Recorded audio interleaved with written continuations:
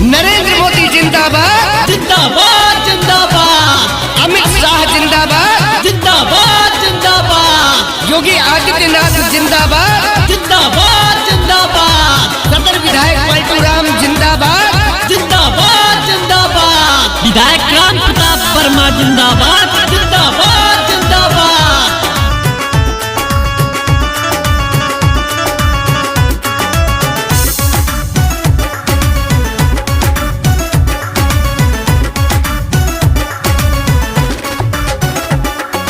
उतरौला विधानसभा के आयल है चुनौआ, जीताए दियो चाची, जीताए दियो चाची, जीताए दियो चाची। उतरौला विधानसभा के आयल है चुनौआ, जीताए दियो चाची। विधायकी के चुनौआ, जीताए दियो चाची, विधायकी के चुनौआ, जीताए दियो चाची। उतरौला विधानसभा के आयल है चुनौआ, जीताए दियो चाची।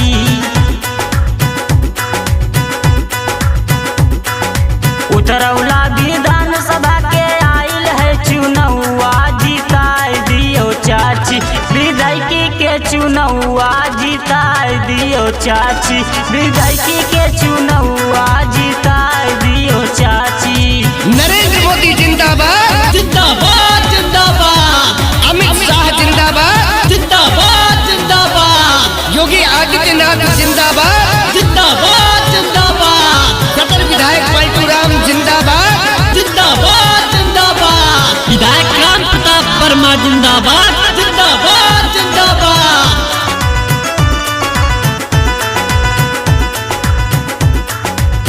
बड़े दयानी उहे राम प्रताप भैया हो, फिर ये नजार हो सुख के आजोरिया हो, सुख के आजोरिया हो, सुख के आजोरिया हो।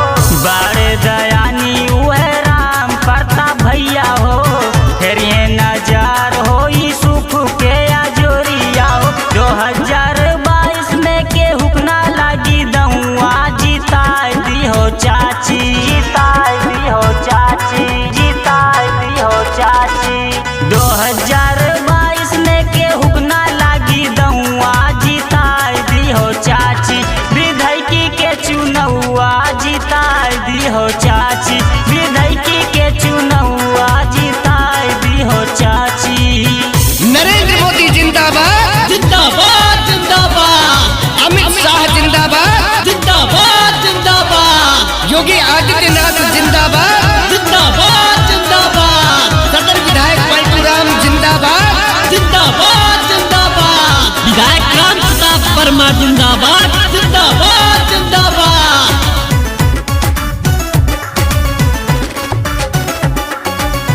यहिया उतरौला में जीत के ऊ आएंगे, जनता के सपना बाटे सबके पुराएंगे, सबके पुराएंगे, सबके पुराएंगे।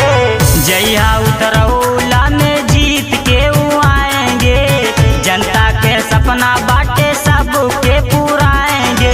वकील बेदर्दी विजय प्रदीप राहुल है गौआ, जीताए दिहो चाची, जीताए दिहो चाची, जीताए दिहो चाची। वकील बेदर्दी विजय प्रदीप राहुल है गौआ, जीताए दिहो चाची। विधायकी के चुनौआ, जीताए दिहो चाची, विधायकी के चुनौआ, जीताए दिहो चाची। Yash music studio Chamarpur.